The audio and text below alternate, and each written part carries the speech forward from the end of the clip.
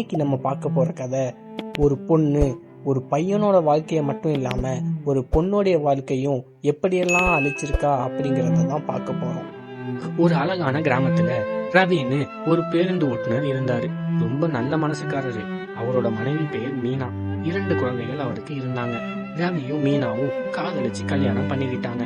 கல்யாணத்துக்கு அப்புறம் ரவி மீனாவை ராணி மாதிரி பார்த்துக்கிட்டாரு. வேலை முடிஞ்சு வீட்டுக்கு வந்ததும் குழந்தைகளோட விளையாடுவாரு. மனைவிக்காக பூ வாங்கிட்டு வருவாரு. குடும்பத்தோட சந்தோஷமா வாழ்ந்துட்டு இருந்தாரு. ஆனா எந்த வாழ்க்கையில் பிரச்சனை இல்லாம இருக்காது இல்லையா? கொஞ்ச நாள் கழிச்சு ரவிக்கும் மீனாக்கும் சின்ன சின்ன சண்டைகள் வர ஆரம்பிச்சிச்சு. அவங்க சண்டை சின்ன சின்ன விஷயத்திற்காகவும் இப்படி தினமும் சண்டை போட்டுக்கிட்டே இருந்தாங்க. மெல்ல மெல்ல அந்த வீட்டுல நிம்மதி போயிடுச்சு.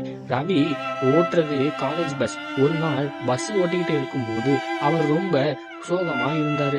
அதை கவனிச்சு காலேஜ் பொண்ணுங்க, அண்ணா ஏன் இவ்வளவு டல்லா இருக்கீங்க அப்படின்னு கேக்குறாங்க. அதுக்கப்புறம் ரவி தன்னோட குடும்ப பிரச்சனைகளை எல்லாத்தையும் அந்த பெண்கள்கிட்ட பேச ஆரம்பிச்சாரு.